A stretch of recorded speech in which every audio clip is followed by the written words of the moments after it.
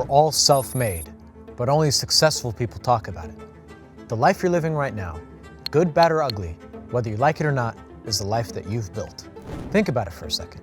Every decision you ever made, every thought you had, every action you've ever taken has led you to this exact moment. Everything is cause and effect. The good news is, if you don't like where you're at, you have the power to change it. But first, you need to understand how to take back control of your life. It's a hard pill to swallow, but it's also liberating. If your life is the result of your own design, that means you hold the tools to redesign it. The first thing that you need to understand if you want to turn your life around is that you are what you think about most. Your life is not a product of accurate thinking, but habitual thinking. And what you habitually think about more than anything else dictates your emotions, dictates the actions that you take, and it's the actions that you take that ultimately dictate the quality of life you have. At the end of the day, we can't live in the past, we can't live in the future. We could only live in the present moment. And it's the actions we take today in the present moment which ultimately materialize into what our future would look like. And it's the things we think about habitually which govern how we feel and govern our actions. And remember, actions are the most important thing. If you feel like going to the gym and you're excited about going to the gym, you go to the gym. That's the action you ultimately take. And then 6 months from now, a year from now, 5 years from now, you have an incredible body because what you habitually thought about led to the actions that took place that ultimately took you to where you want your life to be. The stories that we tell ourselves every day shape our identity. This is also why affirmations work. Now, just so you understand, affirmations are not some mystical foo-foo thing where people think things manifest out of reality. Manifestation isn't real. You don't just speak out into the world, I want a Ferrari, and a Ferrari just pops out of thin air. Affirmations work because they reprogram your mind. Luckily, your subconscious doesn't know you're full of shit. So if you repeatedly tell yourself something, you start to believe it. It's exactly why there's a saying, if you tell a lie enough, you start to believe it. I did this myself. Back a few years ago, I wasn't really going to the gym. I created an affirmation that I told myself twice a day, every single day, that I was obsessed. I was so excited. I was addicted to going to the gym. And I was flat ass lying to myself in the beginning. But after weeks of saying it, I started to believe it. And then one thing I know, I was in the gym and I looked at myself and I realized, shit, I love going to the gym. I didn't know I was lying to myself, but I kept saying it, I kept saying it. It's called basically an auto-suggestion. I suggested to my self-conscious that I love going to the gym, and I slowly, over time, started reprogramming how I think.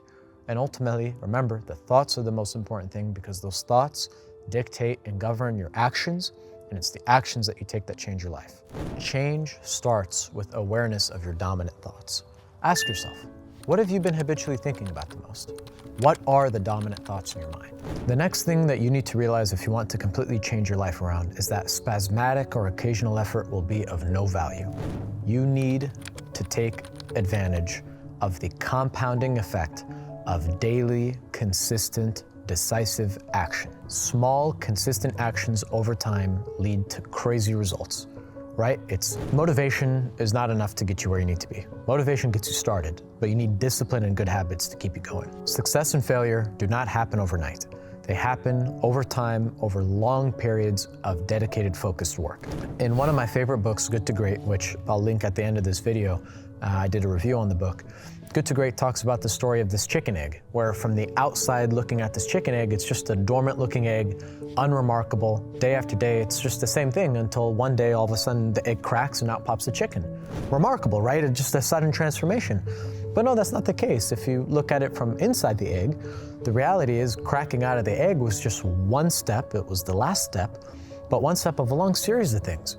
The egg had to incubate, it had to fertilize, it had to grow, it had to adapt. And eventually one day, after many weeks of growing, the egg was ready to hatch, and then out popped the egg. But from the outside's perspective, the egg looked unchanged.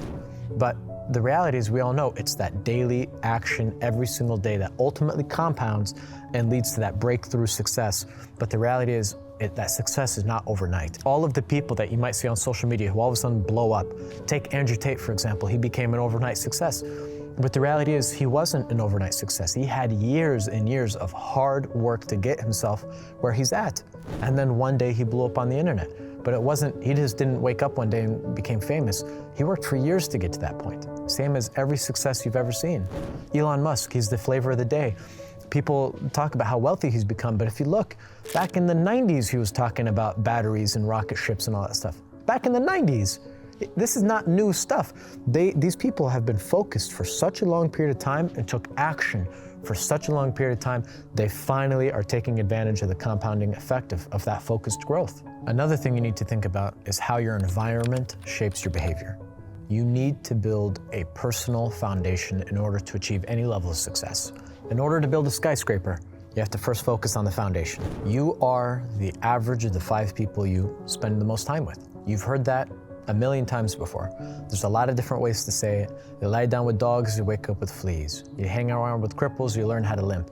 And if you're watching this video and you're 22 years old, you're broke, you're living at home with your parents, and your parents are broke, and you have siblings that are addicted to drugs, and all of your friends are delinquents, in what universe do you think you're gonna become successful if you first don't pull yourself out of that wretched environment? When I first started training with my mentor, and I realized what it would take to achieve success, I made a radical change in my life. I quit my job, I moved cities, I cut everybody out of my life. I did not want to associate with anybody until I achieved and got done the things that I set out for myself. Alex Hormozi actually says it a little bit better. He talks about the lonely chapter, where he says to anybody that's looking to develop themselves and grow in the world, you're gonna get to the point where you stop fitting in with your current friend group, but you're not quite there yet to fit into the friend group or the socioeconomic group that you would ultimately be associating with. So you're kind of in this limbo phase where he calls it the lonely chapter. You don't fit in with your old friends and you're not good enough yet to hang around with the people you want to. So you're floating around aimlessly for a while, or not aimlessly, I should say, alone. And that's tough, but you have to stick through to that. I cut all of the people out of my life that I was previously associating with because none of them took me to where I wanted to go. But I wasn't a business owner yet. I wasn't successful. People that were at that group didn't want to associate with me. But now that I've bought businesses, that I've bought real estate, that I'm retired, that I could travel around the world whenever I want, I've achieved a certain level of freedom, I now am able to relate to the socioeconomic group that I was striving for. But for almost 2 years, I was completely alone. I had nobody to talk to. I was lonely at times. I was depressed. I felt, God, is this ever gonna end? But I stuck around long enough for the good things to happen. And eventually those people that I used to hang out with, I don't even have any interest in talking to them. They think in such a different way than I do. It just doesn't make sense. Versus the people that I'm associating with now, I had to fight to earn my right to be in that group. And that's what you need to do. You need to audit your environment. Do the people that you associate with push you towards your goals, or do they pull you away from your goals? And you know the answer. If somebody pulls you away from your goals and pushes you away, you have to cut them out of your life, and that includes family if needed. And your surroundings have a huge impact on how you think and feel.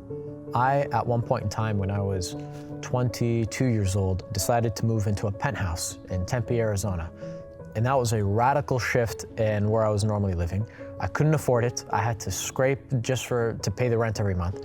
But you know what? I lived in a penthouse, and every day I woke up, I was 21 stories up in the sky.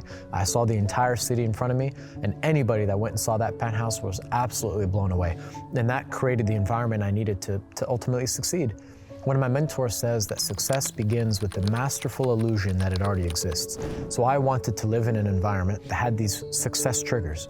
Every time I woke up and I looked out the window, which there were floor-to-ceiling windows, I was just enamored by the view I got. So many people reached out to me. What do you do for a living? That created so many different opportunities. I was ultimately able to close deals there too. If I brought people over to the penthouse, they just assumed I was a very wealthy and successful person. That created far less friction when I wanted to meet with people, if I wanted to negotiate a deal or anything. Now, I'm not saying go out and be irresponsible with your money and go out and rent somewhere that you can't afford, but your environment ultimately does have a huge impact on your success. And if you're living at home, get the hell out, move out, have your own place to be, have your own sanctuary so you can actually focus undistracted and really focus on building an environment that would allow you to survive and thrive. Another thing is clarity. You have to clarify your vision for your life. It's not so much of saying, oh yeah, I want to be successful, or oh, I want to be rich, or oh, I want to own a business. That's not clear enough. You have to have an exact picture in your mind, crystal clear as to where you want to go. Because if you know where you're at today, if you know exactly where you want to be in the future, it's a simple game of reverse engineering where you need to go. And it's not as hard as it looks. But at the end of the day, you have to have a crystal clear vision of where you want to go in your life. Clarity is the foundation of any successful blueprint. They say, when is the best time to build a house? After it's already completed. No home builder starts building a home until they have a blueprint, completely finished, of what the house looks like. Once they've finished designing the house is when they start building it. They don't just start willy-nilly. They have a clear picture in their mind of where they're headed. A plane, before a plane takes off, they have a clear idea in their mind where the plane's gonna land. They don't just take off and decide, let's go to Hawaii or maybe Alaska. They know exactly where they're going. No ship leaves a port without a clear destination in mind. Why is your life any different? You're effectively the captain of your life, but most people walk throughout life aimlessly. And unfortunately, the reality is most people have self-limiting beliefs, so they don't think to themselves, well, I want to be rich, but everybody in my family's poor, so they just don't think that they will be. I remember one time, I was maybe 12 years old, and I looked on the internet and I found out how much Bill Gates was worth for the first time in my life. And I think at the time he was worth 58 billion or some number around that. And I told my mother, I said, oh my God, Mom, look how rich this guy is. And my mom basically said something to the effect of, oh, that's great, honey, but that's them, that's not us. I could not comprehend that. My thought process is, well, if he could do it, why not me? If somebody could achieve something in life, why can't I? But people go throughout life with these self-limiting beliefs, which I don't blame them. They learn it from their parents, who learn it from their parents, who learn it from their parents. Most people are mediocre. Most people live a very ordinary life. No wonder people don't go throughout life thinking that they could achieve a certain level of success. But at the end of the day, you are the chief architect of your life. You choose what you want your life to be. Where I'm sitting today, where I'm at in life, is a complete and utter distillation of every decision that I've ever made in my life. I am not here by accident. I know that for a fact. I'm here because I spent hundreds and hundreds and hundreds of hours thinking about where I want to go in life and taking countless actions and decisions to get where I'm at in life today. And every successful person I know, unless they inherited money, have built their lives the exact same way. All of these successful people that I know, they all look at this as it's a matter of fact. They understand that where they're at in life is simply a function of what do I want to dedicate my time to? What do I want to dedicate my energy towards? And then they go after it. Jordan Peterson actually talks about this.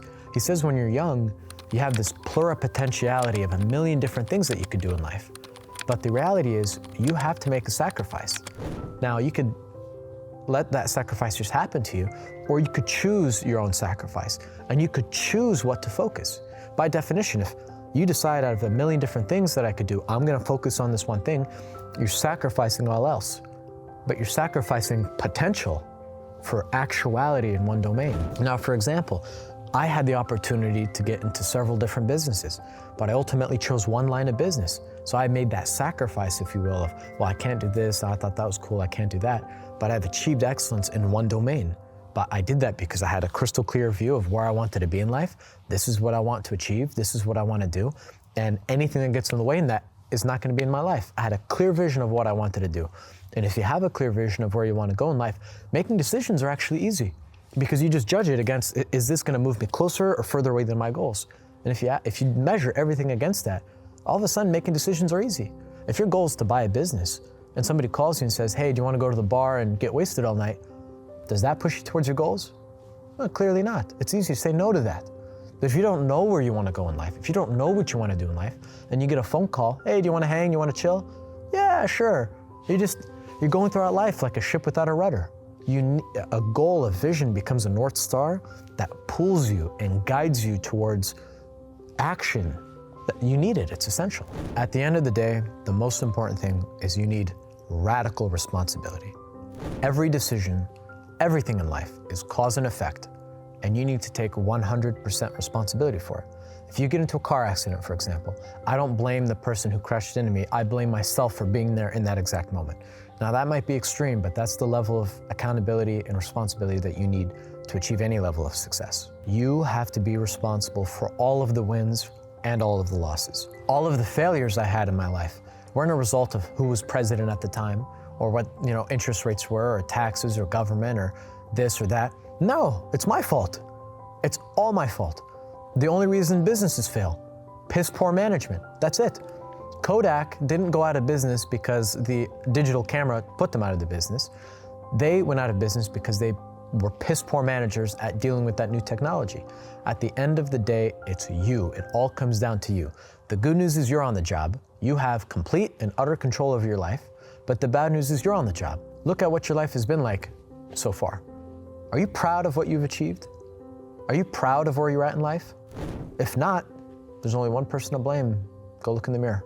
If you blame, if you create excuses, you're ultimately taking control away from yourself. I actually heard Alex Hormozi say an interesting quote: power follows the blame finger. So if you blame somebody else or blame some external circumstance, you're putting power outside of your control and putting it somewhere else. So if a girl breaks up with you and you blame her for it, you're giving her the power, because you're basically saying, I have no control, I was perfect, I'm fine, it's just she was terrible. Versus blaming yourself for it and saying, hey, you know, maybe there were some things wrong about her, but there's a hell of a lot of shit bad about me. Let me take ownership of this. Let me put the power in my court, and let me use this as an opportunity to grow and develop and change so I don't have to find myself in this situation again. If you have a business that fails, don't blame your customers or the government or taxes or whatever that may be. Blame yourself, because it retains that power. Because then you could take that as an opportunity to learn, to develop, to modify, to pivot, and go out and do it again. Nobody is gonna come to save you. Nobody's gonna come build your dream life. Only you. It's you, totally and utterly, completely you. Once you internalize this mindset, you'll stop waiting for external circumstances and you'll create your own opportunities. I know they say good things come to those who wait. In my opinion, good things go to those who go out and fucking earn it. I created my opportunity. For example, I'll make videos later on about what exactly I do for a living, but again, I buy and scale companies. But the opportunities I get, I cold call for them. If I don't pick up the phone and smile and dial and go through a ton of rejection, I'm not gonna get the opportunities that I normally get. But that's the situation. I take it in my own responsibilities. I'm not gonna say that, oh, this is too hard or this is difficult. I blame myself for it. I'm not good enough. I need to get better. I need to work harder. I need to focus more. I need to be more disciplined. And listen, at the end of the day, most people aren't up for it. There's a reason the average person is poor. There's a reason the average person is mediocre.